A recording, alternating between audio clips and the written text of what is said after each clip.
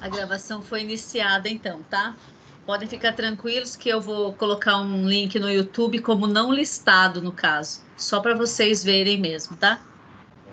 É de uso só de vocês.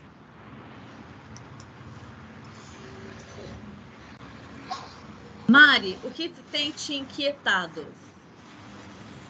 Na verdade, essa questão de como fazer a precificação de uma forma correta, né? Porque é aquela coisa, você fala, ai, nossa, uma consulta com é caro, né? Aquela coisa, tá cobrando, beleza.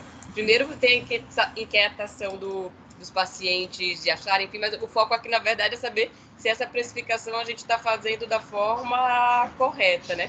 Porque a gente sabe que tem que colocar aí as despesas fixas, as despesas variáveis, uma das vezes que a gente chegou a fazer essa avaliação, quando a gente vê o que sobra, na verdade, a vontade que eu tinha era de chorar, né? Porque, nossa senhora, né? Ó, precificação é engraçado, essa dúvida é universal.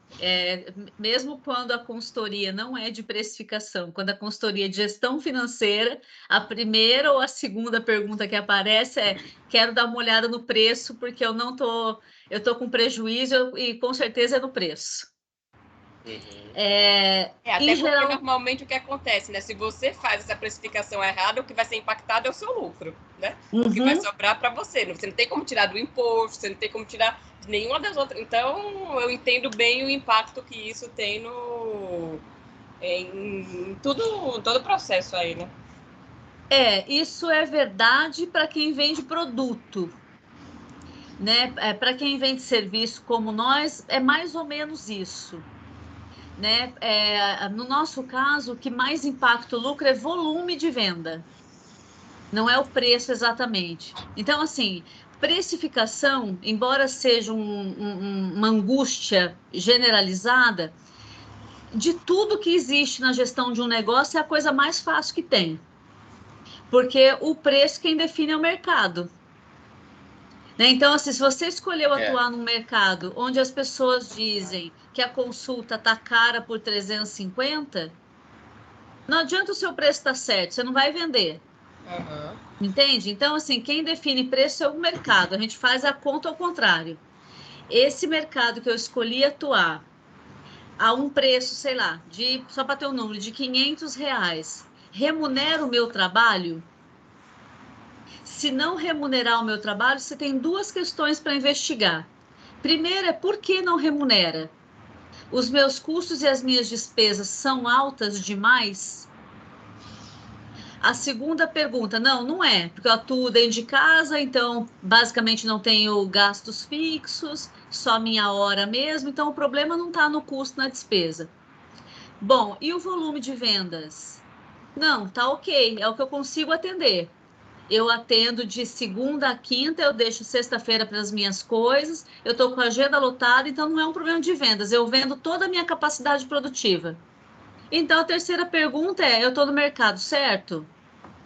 Uhum.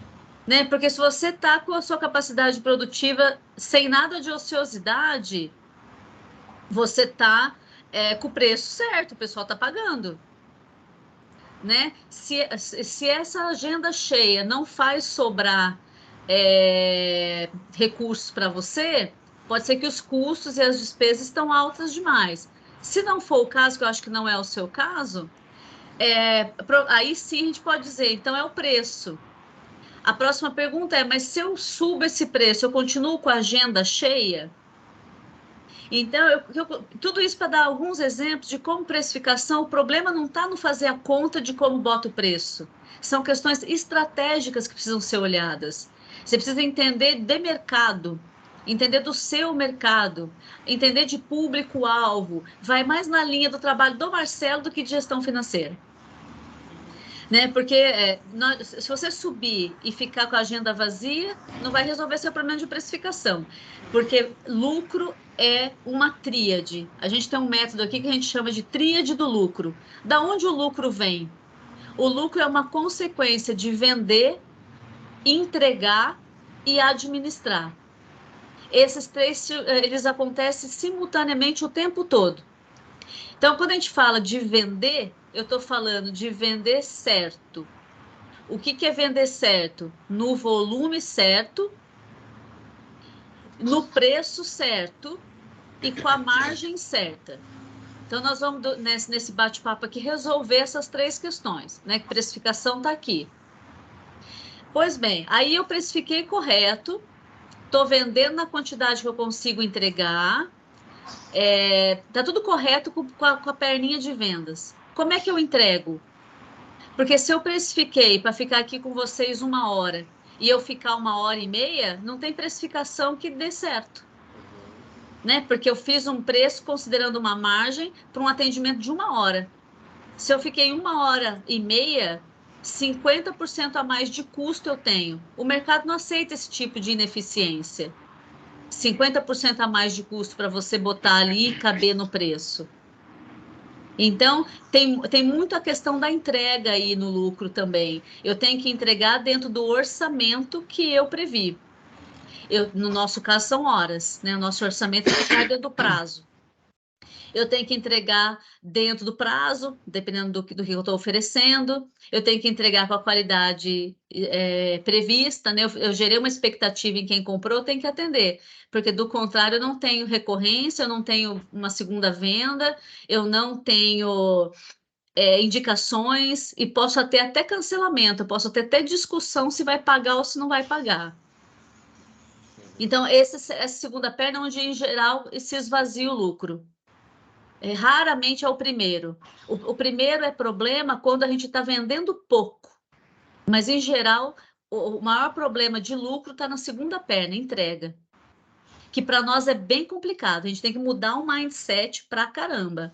Né? Então, às vezes, quando eu faço preço, como fiz para vocês, eu própria acho antipático. Eu tenho que trabalhar na minha cabeça essa coisa de que é 1 hora ou é 2 horas, e quando chegar 1 hora, ali 10 minutos antes já encerrando a reunião. Eu tenho muita dificuldade, mas se a gente não faz... eu tenho muita dificuldade. É uma grande dor, né, do meu... Esse é um grande problema para a Mariana. E até, inclusive, quando a gente pensa que uma coisa que nos cursos que eu já fiz a gente tem que incluir, que eu acho que isso daí às vezes me atrapalha pela questão de mercado, sei lá, porque justamente aí você vai ter que ainda aumentar o preço porque você tem que cobrir, sei lá, a taxa de retrabalho, por exemplo, né? Uhum. Que gera depois que eu vou ter que fazer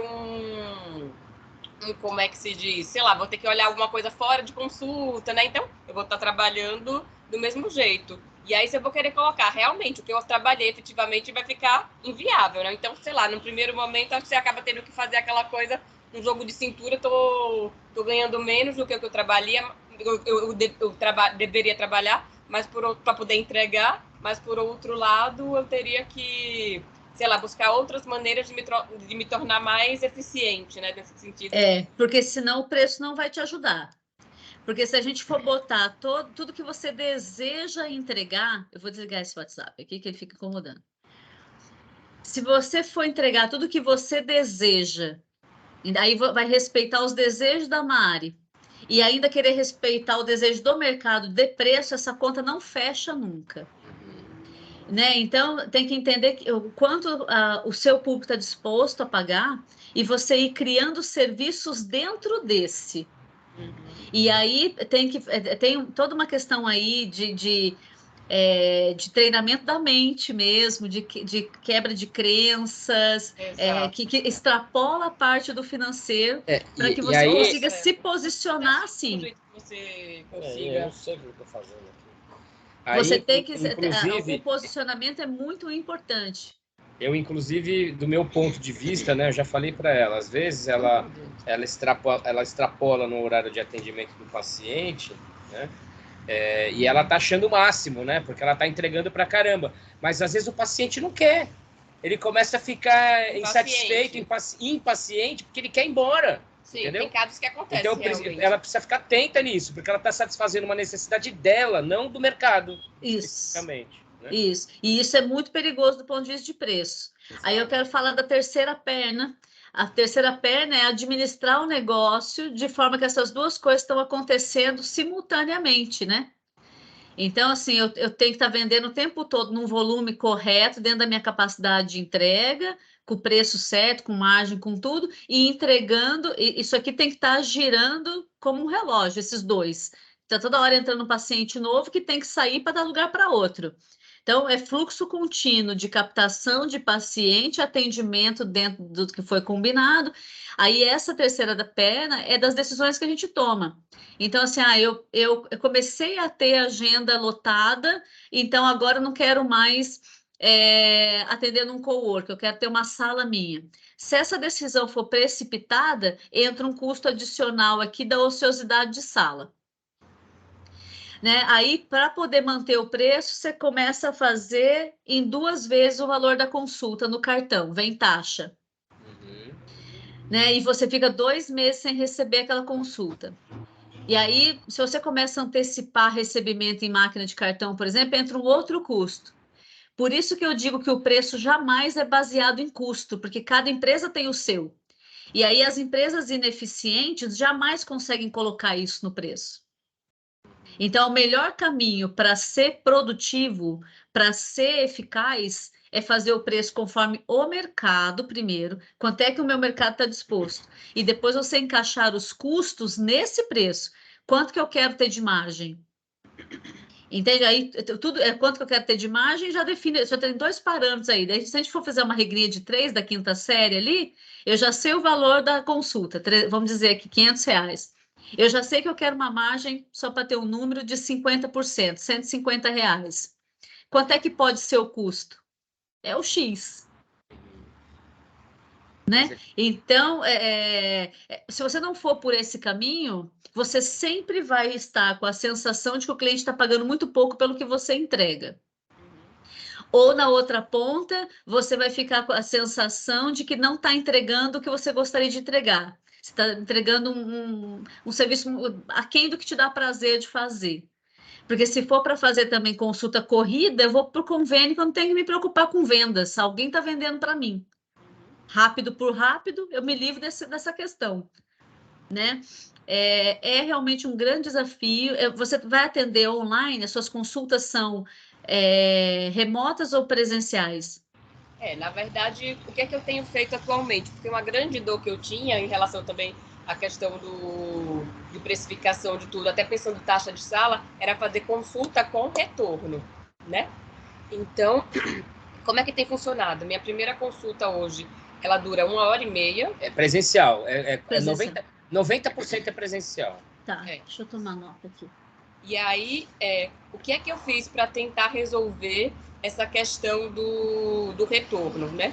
Porque, na verdade, se a gente vai pelas regras do CRM, o retorno só é obrigatório, vai entre aspas, enfim, quando você tem você não pode concluir o ato médico naquele primeiro momento. Então, quer dizer, ficou algum exame pendente. Então, o que é que eu tenho feito? Que isso acontece muito nas primeiras consultas, né? Nas outras consultas que já estão em acompanhamento, que são as consultas que eu falo avulsas, é um pouco menos, mas acaba acontecendo. Então, eu instituí uma forma de começar a fazer essa avaliação de exames de forma virtual. Seria e-mail, WhatsApp, ou uma videochamada de até 30 minutos, que a maioria acaba querendo fazer uma videochamada. Então, quer dizer, já coloquei aí que vai ser 2 horas, né? Essa avaliação. E aí as consultas de retorno, não, as consultas avulsas, né, que eu chamo avulsas individuais, elas seriam só uma consulta de 1 hora. E aí não era para ter retorno, mas aí aquela coisa, ficou algum exame, me manda por WhatsApp que eu já dou o e-mail, que te dou uma devolutiva. E o que eu tenho feito agora também, até para gerar uma recorrência, que é uma outra maneira, e às vezes até para acabar com o retorno, eu estou colocando em prática os programas de tratamento, que aí são 4, que até não sei se o Marcelo passou os valores também direitinho, porque isso também é uma outra coisa, são 4 consultas. Quando é paciente de primeira vez, aí a primeira vai entrar como 1h30 e as outras 3 de 1 hora só, né? Se é paciente que já está em tratamento, aí são 4 consultas de 1 hora. Só que aí, nesses casos, eu acabo fazendo o valor da consulta individual no programa mais baixo do que seria uma consulta avulsa, por exemplo, que é uma forma de tentar... Vender o programa. Exatamente. Mas ela garante a recorrência, né? De oferecer alguma vantagem para aquele paciente, né?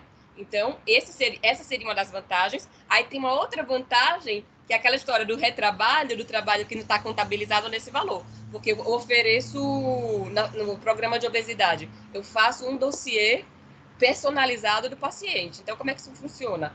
Eu já tenho um esqueleto daquele dossiê, né? E aí eu vou personalizar com informações do paciente. Agora que eu estou começando, eu demoro muito para fazer esse dossiê. Eu ainda nem consegui exatamente contabilizar quanto que eu estou gastando para fazer esse dossiê. Mas a ideia era que eu não demorasse mais de meia hora a 1 hora, né? 1 hora ainda seria muito.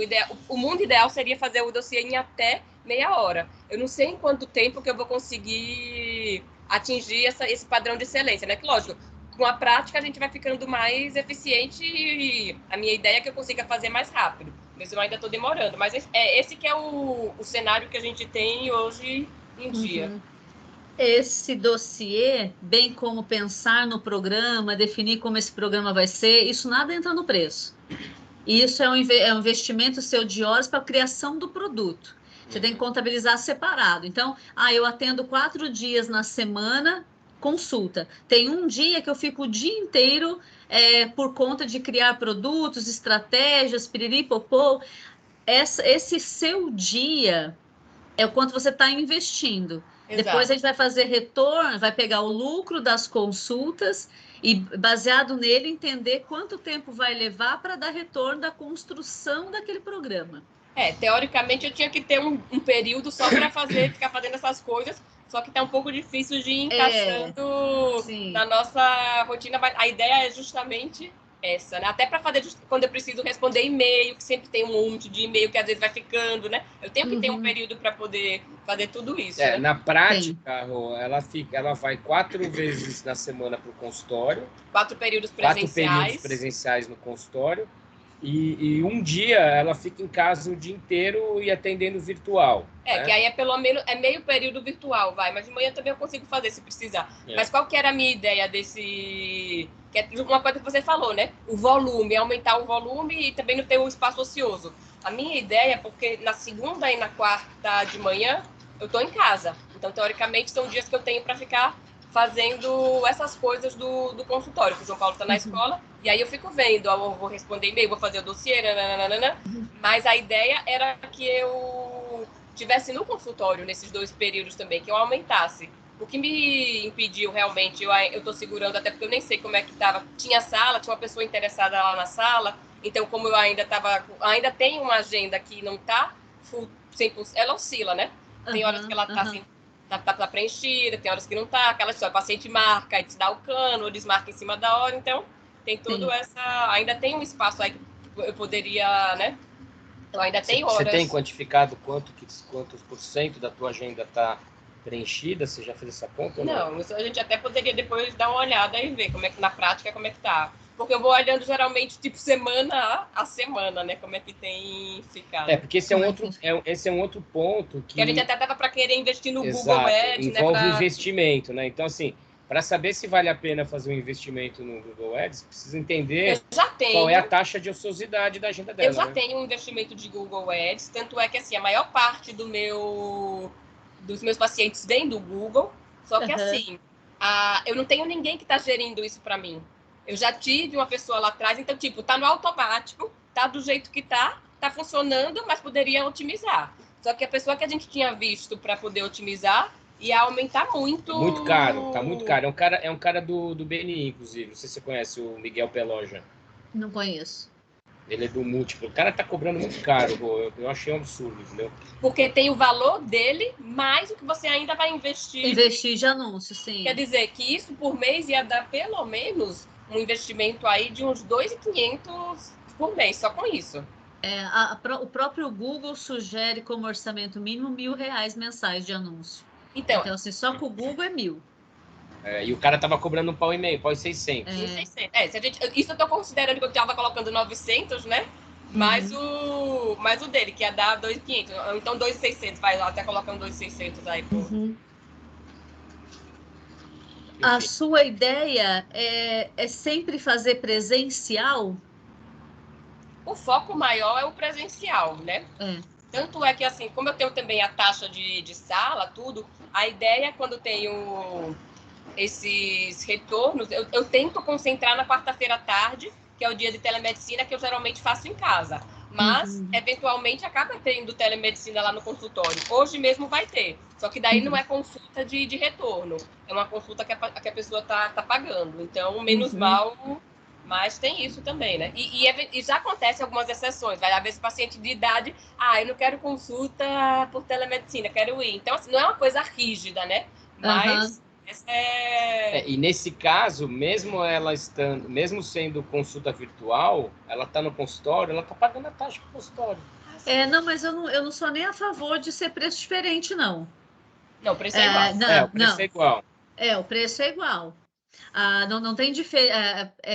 Isso é uma confusão que o pessoal fez. Até porque, às vezes, os pacientes querem... se o virtual é mais barato, eu quero ir no virtual, né? Não é o caminho, não. E comercialmente não tem sentido. Até porque eu não quero incentivar que o paciente vá para o virtual. Muito pelo contrário. Na verdade, o virtual é melhor para você. Porque você consegue... É muito mais fácil você ficar 1 hora, que é o prazo da consulta, no virtual do que presencial. Mais ou menos, porque o que acontece também no virtual?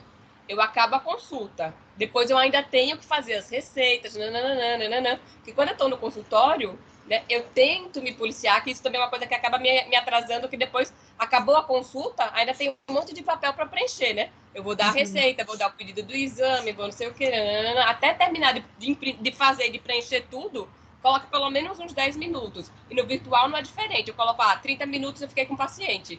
Depois, pelo menos mais 10, eu ainda estou fazendo papelada. Sim. Mas você evita o deslocamento, né? Eu acho que você tem um pouco mais de controle sobre a agenda, né? E você evita o deslocamento. Não sei se é vantajoso para você. Evita o deslocamento, mas por outro lado, tem aquele paciente que demora para se conectar. Às vezes fica. Já teve inclusive, essa semana passada. Eu entrei, fiquei lá 10 minutos, era uma consulta de 30, a paciente me deu o cano. Não tinha confirmado, porque normalmente as secretárias, elas confirmam na véspera, né? Mas essa paciente não confirmou. Então, quer dizer, eu fiquei com o horário ali amarrado, levei o cano e tem isso, né? Porque dá que o paciente entra com 10 minutos de atraso. Entendeu? Tudo isso tem que estar explícito na precificação, num folder, vamos dizer assim, né, dos produtos que se tem. O grande desafio, eu tenho médica na família também, a minha cunhada é ginecologista e está fazendo, toda a vida plantonista, e está fazendo a transição agora para a telemedicina, para poder atender o Brasil todo. E é sempre um grande desafio, realmente, porque você tem que lidar com isso como um produto. E fora os problemas técnicos, né? Porque aí, às vezes você conecta, o microfone não funciona, quando é do paciente, às vezes é até pior, porque tem paciente que não sabe usar, também mexer, então tem tudo isso, né? Sim, mas aí, como que eu vejo a história da telemedicina? Eu acho que a telemedicina tem que ser um produto para ocupar a agenda. Porque a telemedicina você não precisa ficar restrita, por exemplo, à cidade de São José. Presencial você precisa. Sim. Então, assim, é muito mais fácil você ter, por exemplo, 4 horários vagos na semana. Você sabendo que tem no planeta 1 bilhão de habitantes, é muito mais fácil conseguir 4 consultas no universo de 1 bilhão de pessoas do que no universo de 750 mil, que é São José dos Campos. Então, a telemedicina, na minha visão, é uma estratégia de ocupação de agenda. Né? Você ter isso disponível, porque quando você vai fazer um Google, você coloca lá telemedicina para todo o Brasil. Você vai atender gente, até em Orlando, talvez. Alguém daqui de São José que está morando nos Estados Unidos e quer conversar com alguém daqui. Eu tenho paciente de fora. Então, eu acho que para você a telemedicina seria esse caminho de você... porque o preço ele só vai parar de pé no volume, seja qual for o tipo de empresa, a minha, a sua, do Marcelo, a Pfizer que vende vacina, a Unilever que vende sabão em pó. O que determina o lucro está no volume. Né? Porque então, se eu vender, por exemplo, essa caneta aqui, eu compro por R$1. e eu vender ela a R$ 300, ninguém vai questionar que essa é uma baita margem. Só me custa um. Só que se as minhas despesas para conseguir vender uma caneta são R$ 400, não basta vender uma. Mesmo com uma baita margem. Sim. Então, não existe preço que pare em pé sem volume. Porque o mercado é muito competitivo hoje em dia. Então, você não consegue botar o preço que você quer. Tem que ser uma média de mercado. É um pouquinho para baixo, um pouquinho para cima, dentro de um nicho que você escolheu. Tem que ser né? competitivo, né? Senão Tem que ser, exatamente. E aí, onde é que está o lucro? No volume. Então, se você não tiver uma estratégia de volume, a gente pode botar o preço que quiser aqui. Você não vai ver dinheiro. E aí, então, tem duas coisas que te atrapalham no volume aí. A primeira é a consulta longa. A consulta de 1h30 mais meia hora de retorno são 2 horas. Sim. Então, você só consegue atender 4 consultas por dia. Isso se tivesse a agenda 100% disponível para cliente, né? Para paciente. Então, aí você faz a conta. Qual é o preço que você precisa vender para ter um salário razoável atendendo só 4 pacientes por dia? Isso também você está considerando uma consulta de primeira vez, porque assim, essa consulta desse tanto é só a primeira vez. Tanto é que se fala que é muito mais caro você atrair paciente novo do que você manter o. Isso, inclusive, é um dos motivos de estar investindo nos programas, né? Para já gerar recorrência. De alguma forma, já ir deixando a agenda preenchida, né? Toda semana a pessoa vai, né? O mês todo você conta com aquela pessoa. Na verdade, não. São 4 consultas mensais. É uma consulta por mês, né? Por mês. 4 semanas. Mas você já garante uma receita aí por 4 meses, né? Exato. Até porque também uma das outras coisas que eu aprendi nos cursos que eu fiz é que justamente eu não vou mexer no preço, tipo, dar desconto. Às vezes eu acabo dando desconto se pagar à vista, que é justamente a que a gente vai ver a taxa do cartão, né? O que é que elas falam? Você tem que facilitar a forma de pagamento. Então, a gente vai dividir o pagamento. Desconto é fria, concordo. Porque você treina. Vai sair do meu lucro, né? Exatamente. Você treina e você treina o paciente a toda hora pedir desconto também. E aí, quando ele faz uma indicação, ele já faz essa indicação com isso aí. Fala, ela cobra mais ou menos R$ 500, mas se você pedir, ela dá desconto. É assim que o paciente se comporta, né? Em geral. Então, o desconto realmente não é uma boa prática. O Mari, mas dentro da linha de pensar como um produto, seria importante você olhar para o seu atendimento e ver se dentro de um único atendimento não teria 1 ou 2 produtos. Porque, assim, dentro das técnicas de negociação que eu fico observando, para você não dar desconto, você tem que dar alguma coisa, né? Porque assim, é um processo de negociação, você está cativando ali o seu paciente, né? Então, que tipo de concessão você pode fazer? Se a única concessão que você tiver for forma de pagamento, você está tendo prejuízo do mesmo jeito, porque quando você deixa pagar com mais tempo, tem custo financeiro que deveria estar no preço. Seja a taxa do cartão, seja o preço do dinheiro, porque esse dinheiro podia estar aplicado, rendendo alguma coisa, não está. Né? Porque eu tenho feito, na verdade, né? E eu realmente, até porque também às vezes ficaria confuso para as secretárias começar a colocar um monte de preço. Então, assim, eu acabo dividindo pelo número de consultas. São 4 consultas, então você divide em até 4 vezes. Esse que seria a minha concessão. E aí tem isso também, de colocar a taxa do cartão. A gente mais ou menos chegou a fazer algumas contas aqui, né, Marcelo, nesse sentido. Sim. Mas, assim, a minha ideia, em mais longo prazo, é ir, com certeza, ajustando esses valores. Porque, assim, eu acho que eu já melhorei muito, até porque quando eu vim para São José, eu acho que eu estava praticando um preço que não era condizente. Eu acho que eu já me posicionei de uma forma melhor depois de fazer cursos e perceber que realmente não dava. Mas eu acho que ainda está aquém. Mas, assim, a ideia é essa, né? De ir cativando os pacientes, já ir entrando no boca a boca. É que eu ainda dependo muito do Google. Então, talvez, até estava pensando aqui, depois de tudo que a gente já começou, já valesse a pena aumentar o que eu já invisto hoje que é o valor lá do próprio Google, né? Independente de ter alguém me A questão gerenciando. É se precisa ter alguém gerenciando isso, né, cara? Essa que é uma dúvida que eu tenho, né? Para algum lugar esse contato tem que ir. Se o Google jogar para o WhatsApp, alguém vai ter que estar atendendo esse WhatsApp. É disso que ela está falando, né? Não é disso que eu estou falando, ela está falando de uma empresa de marketing gerindo as campanhas, entendeu? Eu não sei fazer. Eu tenho uma agência aqui que cuida também. Porque na verdade eu já fiz um curso que ele fala mais ou menos como que você faz as campanhas e depois você tem que ir revisando, né? Para ver o quanto que você está pagando, se realmente está indo para o lugar certo. Porque às vezes também, se você não tem uma campanha que está bem feita, você acaba gastando dinheiro com coisas que não tá te gerando. Então seria nesse sentido de ter alguém. Agora, lógico, o valor realmente que o rapaz cobrou, que eu já tenho a campanha rolando, agora, lógico, no primeiro momento ele teria que revisar. Ele não ia começar do zero. Aí eu não sei também, talvez, às vezes, revisar pode ser que dê até mais trabalho do que começar do zero, né?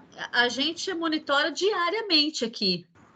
Assim, eu não espero dar uma semana para mudar a estratégia, por exemplo. Só que eu tenho um estagiário que não tem ainda conhecimento para fazer ele as mudanças de estratégia. Então, eu botei ele para monitorar, para garantir que a empresa está fazendo ajustes na medida que o desempenho da campanha cai. E aí ele é meu interlocutor com a agência para falar, eu vi que a campanha está estática, tem 3 dias, mas os resultados estão caindo. Então, é mais uma pessoa para ficar ali olhando, porque não tem como funcionar uma campanha sem ter alguém olhando, zelando por ela. É isso que é o intuito de ter alguém, porque a gente não tem. A campanha está lá e está... Poderia, provavelmente, às vezes, o dinheiro que eu estou investindo poderia ser otimizado se alguém estivesse lá olhando. Isso daí isso não é trabalho. Isso que o Marcelo. Não é trabalho pouco e outra, né? Eu vou estar tirando do meu trabalho para ficar fazendo isso, que é uma coisa que eu não sei, né? Fazer direito. Enquanto eu poderia delegar? Eu não sou a favor. Eu trabalho com a terceirização do financeiro aqui, né? Então, eu própria não faço o meu financeiro. Sei fazer com o pé nas costas, mas não faço. Porque a conta que eu faço é quanto é que custa um BPO mensal para uma empresa do tamanho da minha. Custa R$ 1.500 por mês. Se eu dividir isso por 30 dias, estou falando de menos de R$ 50 por dia. Aí o que eu vendo para mim é, Rosângela, se um dia inteiro você na rua não for capaz de trazer R$ 50 para dentro do seu negócio, tem coisa muito errada na sua comunicação. Então não faz sentido eu ficar um dia fazendo meu financeiro aqui. Se eu pagaria R$ 50 para alguém fazer isso, eu tenho que estar fazendo o que eu estou fazendo aqui, consulta. E eu penso assim, para não fazer meu financeiro, esse é um discurso meu para vender o BPO e é também um discurso no qual eu me baseio para não fazer eu o Google. Porque se a gente entra nessa de tudo que o negócio precisa, né? A gente fazer, primeiro nós não vamos ser especialistas, que nós não temos tempo para estudar só isso. Né? Eu já tenho dificuldade de me manter atualizada em finanças, na nossa área que a gente precisa, né? Eu gostaria de estar lendo 15 artigos por dia, eu leio 1, 2. A gente está perdendo tempo de estar fazendo outras coisas, né? É um problema. Então, eu acho assim, ter um negócio não existe sem investimento. Então, a gente precisa ter isso. Se você fosse trabalhar para o convênio, você ia receber pela consulta, sei lá, só para ter um número, R$ 50. Se você, por conta própria, consegue cobrar R$ 500, não é à toa. É porque nesse 50 aqui você não gasta nada, você só vai lá e atende. No 500 é você que vai atrás do paciente, é você que zela por manter o paciente voltando, é você que gera os produtos, é você que gera a entrada do dinheiro, os investimentos, o Google, não sei o quê, não sei o quê. Então, o ganho está no risco. E o risco pressupõe investir dinheiro e tempo. Né? Quanto mais dinheiro a gente tem, menos tempo a gente precisa. Né? E quanto menos dinheiro a gente tem, mais tempo a gente precisa. Então, é preciso olhar para isso. Dentro do que eu tenho de disponibilidade de tempo, onde eu vou pôr o meu tempo, né? Eu estou com uma folga de agenda, eu não estou com a agenda lotada. Eu vou gastar tempo desenvolvendo estratégias para mais programas, além desse meu programa, mais dossiês, ou eu vou ficar gerindo o Google? Tem que fazer essas escolhas. Agora, eu não vejo como você ter agenda lotada sem a ajuda do Google. Porque das duas... não tem. Ou você tem o Google vendendo para você, ou você tem um vendedor vendendo para você. Não tem como você estar vendendo e atendendo ao mesmo tempo. Esse foi um erro crasso que eu cometi aqui na minha consultoria. Minha consultoria Não, pode falar. Eu fiquei muito tempo sem ter ninguém responsável por vendas aqui. Eu mesma que fazia. O que aconteceu nos primeiros 3 anos de empresa? Eu fiquei resetando a empresa. Quando eu estava com a agenda livre, sem projeto, eu estava fazendo um monte de contato, network, não sei o quê, aí vendia um monte de projeto. Quando eu começava a entregar os projetos, a agenda lotada, não tinha ninguém vendendo por mim. A hora que os projetos acabavam, que no seu caso, acabou o programa. Ups and downs. Uma hora ganhava muito dinheiro, outra hora torrava aquele dinheiro porque não tinha. Tinha que gastar o dinheiro que tinha sido acumulado. Então, a empresa não saiu do lugar. Então, é básico dentro de um negócio, você tem que olhar para a sua empresa, tem que olhar, você não é mais médico, agora você é uma empresária do ramo da medicina, né? Então, você tem que olhar para essa empresa, uma coisa que não pode faltar, ciclo de vendas contínuo. Porque das 3 pernas ali, só tem uma que faz você ter prejuízo, venda. Tudo começa por ela. Então, a gente tem que vender, entregar e administrar. Mas se não existe venda, não existem as outras 2. Então, não ter um fluxo de vendas contínuo é fria. Então, aí, Rô, deixa eu te fazer colocar um ponto que é sempre uma questão que eu converso com a Mari. Uma das maiores dores do médico é secretária. Porque a secretária, ela é responsável por retroalimentar esse ciclo de vendas e muitas vezes até gerar. Não adianta nada, você ter também um Google que chega na secretária e ela não finaliza. Ela não finaliza. E aí, exatamente. É o seguinte, ela não tem secretária. Ela pega carona nas secretárias da clínica. Então, a minha pergunta é o seguinte, será que não vale a pena contratar uma secretária ao invés, ou talvez numa proporção diferente do Google? Exemplo, em vez de botar 2,5 pau no Google por mês, eu contrato uma secretária que eu pague, sei lá, 2 pau por mês e boto 500 no Google. Será que o retorno não vai ser maior? Entendeu? Porque a secretária ela tem a capacidade de gerar lead, entendeu? Que ela vai fazer a recaptação, conforme for, enfim, né? Só testando para saber, mas eu apostaria que não.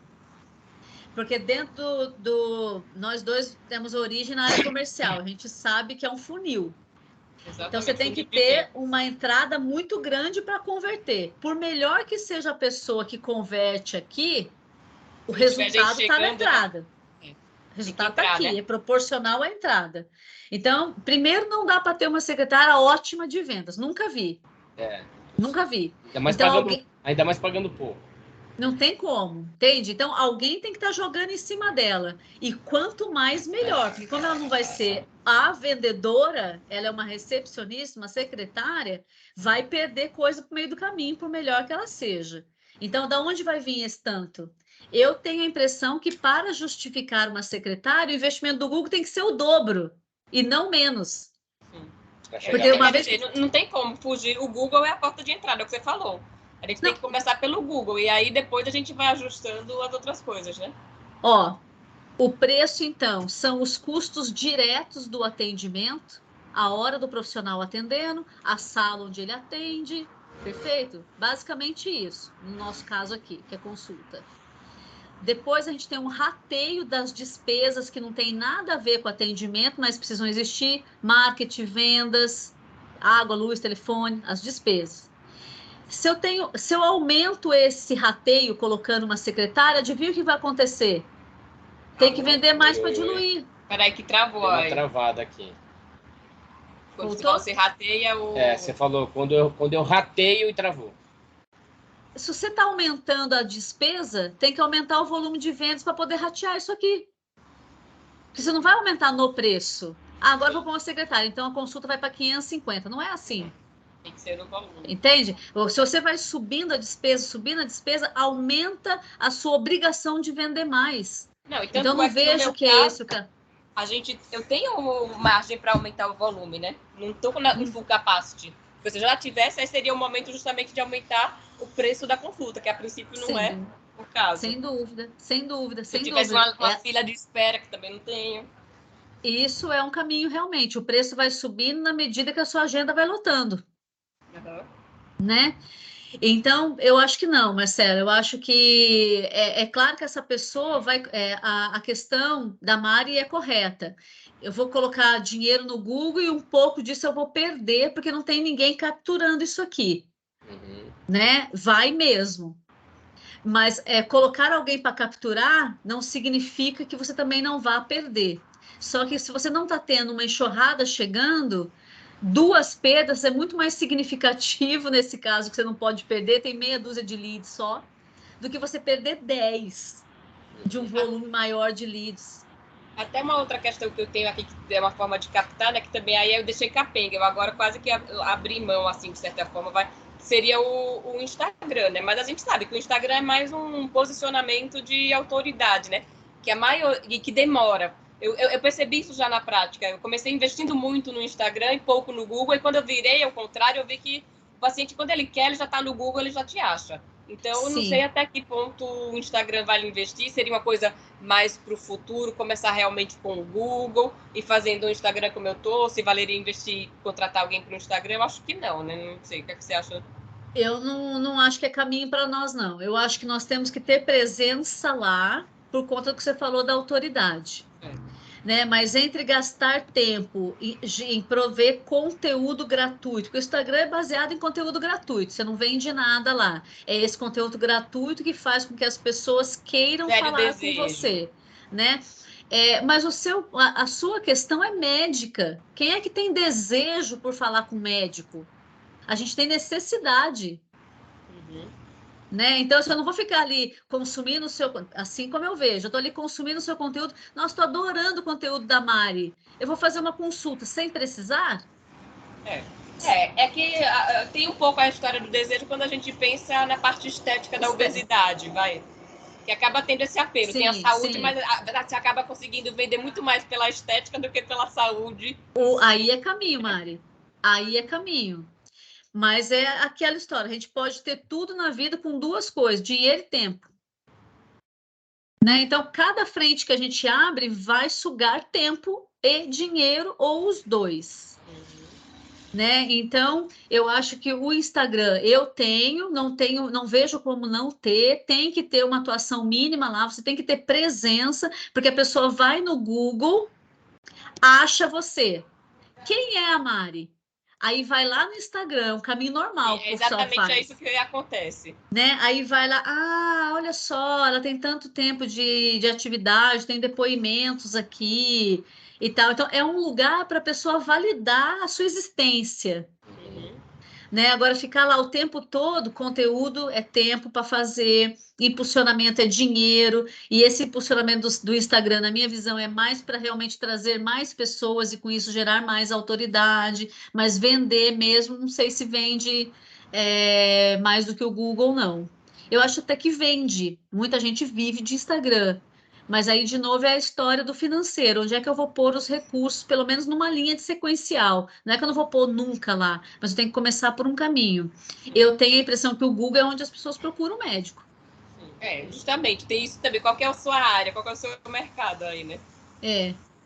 Então, eu acho que vai procurar lá e aí alguém tem que estar recebendo, né, essa comunicação, dar um bom atendimento.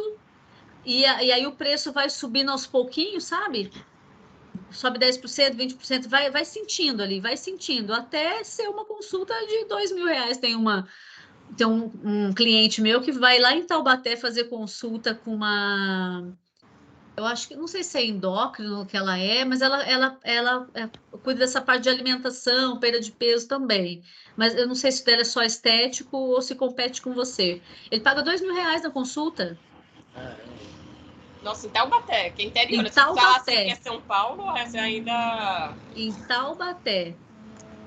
Né? Mas ela provavelmente não foi ontem, né, que começou, né? Foi ali fazendo estratégia pós estratégia, estratégia pós estratégia. Então, que eu acho que vocês têm que ficar atento? Preço, quem define é o mercado. Você tem que ficar testando o mercado. Então, se você está cobrando R$500, tenta cobrar 510 e ver o que acontece. Tenta cobrar 520 e ver o que acontece.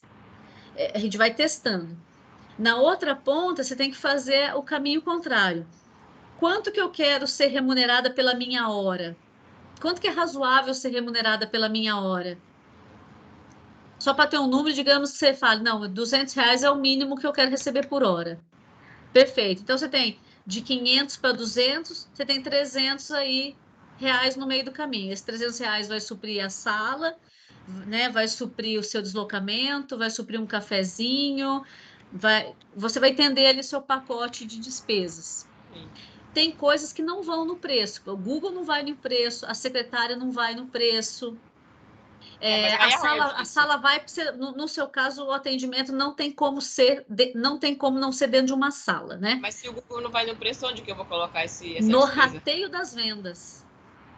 Você tem que pegar quanto é que eu tenho as despesas são rateio por vendas. Quanto que eu tenho de despesa? Eu tenho R$1.000 por mês. Quanto que eu tenho que vender para chegar no meu ponto de equilíbrio? Vou pegar um exercício de um cliente aqui para mostrar para vocês. A gente mais ou menos tinha feito isso. Quantas consultas eu teria que fazer para pagar o investimento do Google, né? Exatamente. A despesa é sempre eu montei aquele DRE exemplo que você mandou para a gente, depois eu te mando ele aqui. Com uma projeção de venda para ver quanto é que sobrava, entendeu? Só um minutinho.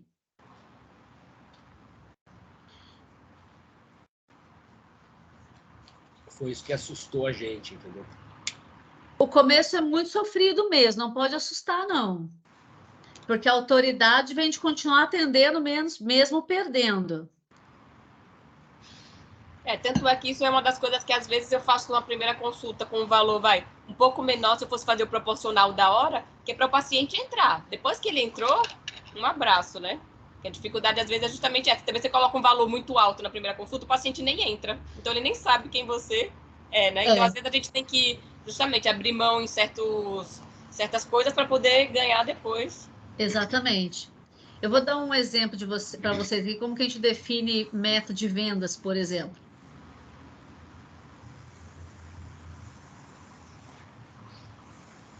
Vocês vão ter aí, na estrutura de vocês, algumas coisas que são custos e algumas coisas que são despesas. Quando a gente está falando de despesa, é tudo que a gente gasta para administrar o negócio, tudo que a gente gasta para divulgar o negócio, que é marketing, e o que a gente gasta para vender, tá? Isso é despesa. Então, exemplo de despesa administrativa, o contador. Exemplo de despesa de marketing, o anúncio do Google. Exemplo de despesa de vendas, a taxa do cartão, por exemplo. Tá? Então, tudo que eu gasto para administrar meu negócio, para divulgar o meu negócio, que é marketing, e para vender, que é a conversão da venda mesmo, isso tudo é despesa. Isso tudo, portanto, não é um custo direto do atendimento. Isso vai para o preço através de critérios de rateio. O que vai no preço? Vai o custo direto do atendimento. No meu caso aqui, a minha hora conversando com vocês, a assinatura que eu pago do Teams e só. Se eu fosse atender presencialmente, o aluguel de uma sala no cowork, o meu combustível de ir para lá, o meu tempo de deslocamento até lá. Isso é custo. Se isso não acontece, eu não atendo o meu cliente. Então, é assim que vocês têm que pensar. Se eu elimino aquilo ali, o cliente deixa de receber o que comprou de mim? Sim, é custo. Então, ele vai diretamente no preço. É claro que também tem coisas que vão ter critério de rateio aqui, são os custos indiretos que a gente chama. Então, eu tenho lá, eu gasto, como eu vou 4 dias na semana lá para a clínica, eu gasto de combustível, só para ter um número, R$100. Eu não vou pôr R$100 em cada consulta. Eu vou dividir R$100 pela quantidade de consultas. Qual seria o melhor caminho, na minha opinião? Dividir pela capacidade produtiva, não pelas consultas que você já faz. Porque se você faz pelas consultas que você já faz e você faz poucas consultas, você vai inflar, das duas, uma, ou você vai inflar o preço e não vai vender, ou você vai inflar o custo e vai se decepcionar. Você fala, não sobra nada. Né? Então, assim, nunca esqueça disso. No preço nunca vai ineficiência. E quando a gente está falando de ineficiência, a gente está sendo ineficiente no vender, no captar clientes para lotar a agenda, ou a gente está sendo ineficiente ao atender quem chegou. Essas duas coisas não vão no preço, o mercado não paga. Tá? Então, você tem que estabelecer um critério de rateio para esses custos que são indiretos. Perfeito? Quando você for fazer a lista de tudo que você tem, o Marcelo tem o DRE que eu mandei, ele vai colocar lá tudo que tem de despesa. Ah, eu gasto R$1.000 com o Google, eu gasto contador, eu gasto... Acho que basicamente isso hoje, né? Bom, e aí o custo mesmo. O custo é a hora da Mariane, X por hora, o deslocamento, o aluguel da sala, que também é por hora. Vocês vão organizar isso e vão organizar de um jeito que você saiba o que é variável e o que é fixo, para poder fazer uma meta de vendas do jeito que eu vou ensinar aqui. O que é fixo? Tem você atendendo ou não. Então, se você decidiu que você vai lá para a clínica, vai pagar a hora da sala, mesmo não tendo nenhum cliente agendado, isso é um custo fixo. Se eu só vou com consulta agendada, eu só pago quando eu vou atender, então é um variável. O gasto com o cartão, ele é um variável também, porque ele é maior ou menor conforme as vendas no cartão. Então, você vai pensar, minha consulta é R$500, para pagar no cartão 4% desses R$500. Então, é um valor variável, né? É um percentual. Imposto, mesma coisa, é um percentual do faturamento. Você tem que entender o que é variável e o que é fixo, e disso que é variável, você vai encontrar um percentual. Então, eu vou mostrar um caso aqui feito para vocês materializar o que eu estou falando, tá? Não tem a ver com o negócio de vocês, isso aqui é uma clínica estética, que tem muito serviço também, igual o meu e o teu. Então, quando eu olho aqui, tudo que ela gastou no mês de janeiro, o que ela recebeu, mais os impostos, aí eu venho com todos os custos que ela tem aqui, de atendimento, tal, mão de obra freelance, aí tem lá os gastos fixos dela, as esteticistas e tal. Aí ela vem com as despesas, vem com marketing e vendas. Então, o negócio dela gera 28% de caixa. Mas não é essa informação que nós estamos atrás. Nós estamos atrás do que ela tem de variável. Então, eu venho fazendo o cálculo da margem de contribuição, que deve estar oculta aqui. Aqui, margem de contribuição. Isso não é o lucro, é quanto as vendas contribuem para pagar as despesas fixas. Então, essa conta aqui não é o que sobra, essa conta é de tudo que eu vendi, quanto que eu gastei com variável. 78 é o que sobrou. No caso dela, então, ela gasta pouquinho com variável. É um problema sério para ela, porque a maioria é despesa fixa. Se ela não tem volume, ela se ferra.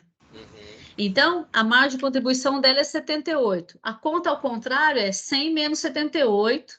Eu sei quanto que tem de variável na consulta dela, no procedimento dela. Então, 36% de tudo que ela vende é variável.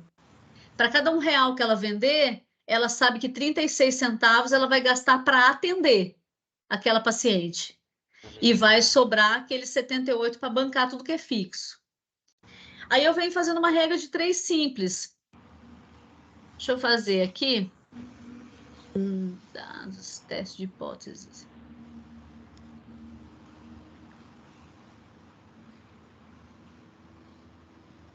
Se eu sei que de tudo que ela vende, 36% ela gasta para atender, vamos dizer que o seu caso fosse assim também. A minha hora, mais o aluguel da sala, mais a taxa do cartão, mais o imposto, isso representa 36% do valor da consulta. Então, vou colocar aqui, por exemplo, uma consulta de R$500. Eu tenho 36% disso que eu vou gastar para atender. Quanto que eu tenho de custos fixos?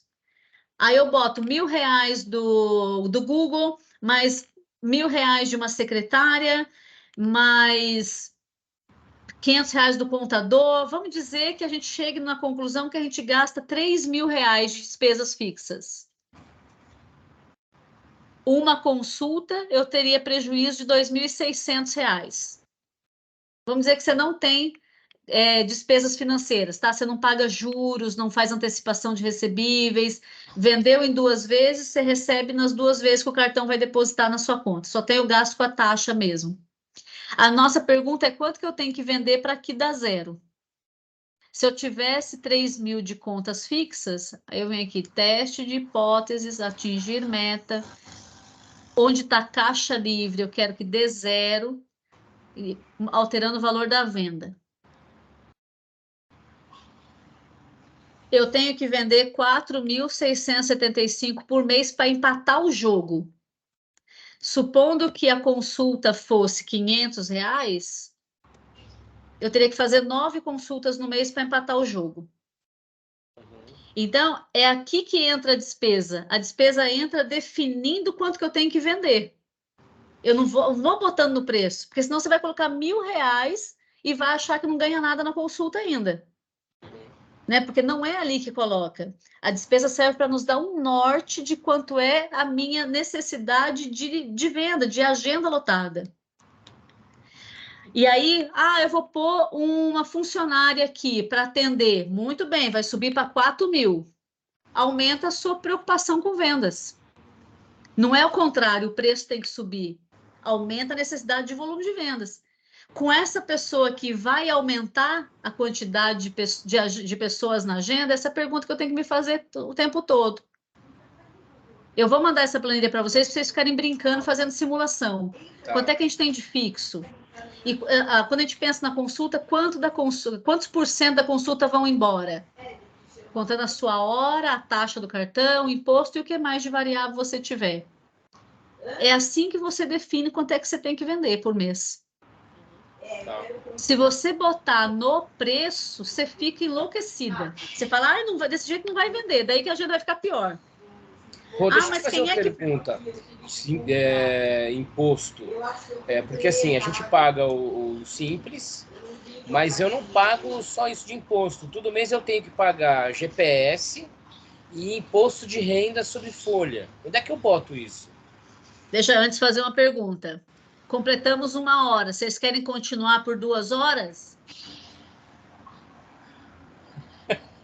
Já estou aproveitando para treinar vocês. Não, eu acho que não. Acho que a gente passou bem. Se você puder passar essas planilhas, a gente vai fazendo exercício. Eventualmente a gente marca mais 1 hora mais para frente, para aproveitar melhor. Eu só queria entender mesmo esse negócio do imposto. Fica tranquilo. Não vou morrer por causa de 15 minutos. Tá bom. Mas, Mari, acho que vai ser mais produtivo. Acho que vai ser mais produtivo a gente começar a colocar as coisas em prática. A gente organizar isso que você vai passar pra gente, a gente fazer esse exercício e marcar mais uma daqui 15 dias, que seja daqui 1 mês. Perfeito. Concordo 100%. Vamos lá. Imposto. GPS não é imposto. GPS é uma guia da Previdência Social. Sim. Ou seja, o INSS da Mari. Sim. Perfeito? Então, isso é custo de mão de obra. Então, ela tem um salário, ela é uma funcionária da clínica dela. É o Prolabore mais o GPS. Exatamente. Então, quando a gente está falando de custo de folha, nós estamos falando de salário, encargos e benefícios. Então, eu pago um Prolabore para ela, salário, eu pago um GPS para ela, que é o encargo, né? Porque não recolhe FGTS no caso de Prolabore, só o GPS mesmo. E quais os benefícios que ela tem? Ela tem o combustível para ir para a clínica. Se ela almoça fora e paga no cartão da empresa, é um benefício, ela está fora, está almoçando pela empresa dela. Perfeito? Então, esses são os benefícios. Igualzinho funcionário. Convênio médico, a clínica dela que paga o convênio médico dela, um benefício. Isso soma na mão de obra. Supondo que a gente chegue à conclusão que isso deu R$10.000. R$10.000 dividido por 220 é o custo hora da Mari. Então, ela tem que definir um valor que ela quer ganhar, que é razoável, dividir isso por hora para botar na consulta. Perfeito? Aí a mesma conta que a gente fez aqui. Para ela conseguir ter a remuneração integral que ela quer no mês, quantas consultas tem que vender? Tá? Bom, então isso não é imposto, é encargo. Para quem é Simples Nacional, só existe um imposto, é a DAS. Esse imposto de renda, tem um imposto de renda retido na fonte, que a gente paga também todo mês, é relacionado ao GPS? Provavelmente ao Prolabore. É o imposto sobre o Prolabore, hein? Provavelmente, porque o Prolabore é salário, só tem outro nome. Tá? Ele funciona igualzinho de qualquer funcionário.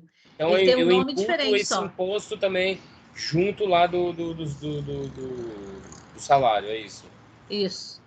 Agora, por quê, né? Tem que ver com o contador, porque o melhor caminho seria ter um Prolabore num valor isento, para não ter imposto de renda e contribuição social, e a diferença dos ganhos é distribuição de lucro do negócio. É que a Mari decidiu pagar o Prolabore no teto, porque a gente queria ter filho e tal, e queria poder pegar o... Fez certo. Foi por isso, entendeu? Fez Agora a gente continua pagando no teto, mas eu não sei se não vale a pena mexer nisso, entendeu? Eu acho que não vale a pena pagar no teto. A não ser que a gente queira ter outro filho, mas isso não tá uma coisa definida. Já tá tão difícil gerenciar minha amiga, que... Dá uma olhada nisso. Mas então, no caso, não é um imposto da empresa, não. Isso aí é custo do salário dela. Toda pessoa que ganha acima de R$2.100 no Brasil paga imposto de renda. E contribuição, só imposto de renda, na verdade. E faz o L. É isso aí. Eles até diminuíram esse valor, agora acho que até salário mínimo paga. Exatamente. Isso porque ele prometeu que acima de 5 só que ia, né, pagar. Mas aí o pessoal fez o L e tomou na tarraqueta. O imposto é só o do Simples Nacional mesmo. Tá? Ficou claro? Ficou. Passa essas planilhinhas aí que a Vou gente vai... mandar essa aqui para você. E aí eu vou te mandar também a projeção que a gente fez aqui do DR para você dar uma olhada. Tá bom. Você me mandou. Tá? Mas guarda bem isso na cabeça, né? O que eu tenho o variável é aquilo que eu só gasto quando a consulta existiu. Por isso que tem que converter o Prolabore dela ou o salário dela em horas. No caso dela, a locação da sala é variável. Porque por enquanto, que ela paga um percentual, entendeu? Ainda ela ainda paga um percentual. Depois isso pode mudar. Que justamente ficou até meio que condicionado com o volume, porque o valor real, realmente, pelas horas, nesse primeiro momento, para mim, estava inviável. Então, a gente chegou num acordo e ficou assim. E aí, com essa planilha na mão, você fica fazendo simulações. Agora eu quero subir o Google, deixa eu ver qual é o impacto de quanto é que tem que crescer a minha agenda para fazer sentido. Porque depois você fica, inclusive, monitorando o retorno desse investimento. Agora estou investindo X no marketing com a expectativa de ter X consultas a mais. Eu estou tendo? Se não, vai para cima da agência, não está funcionando. Tá? Tudo você tem que ter um critério de medição. Né? E o critério é sempre as simulações. Você não mede, você não melhora, né? Já diria. Não tem jeito. Não tem jeito. Feito? Beleza. Vou dar um stop aqui na gravação. Manda a fatura aí para a gente pagar.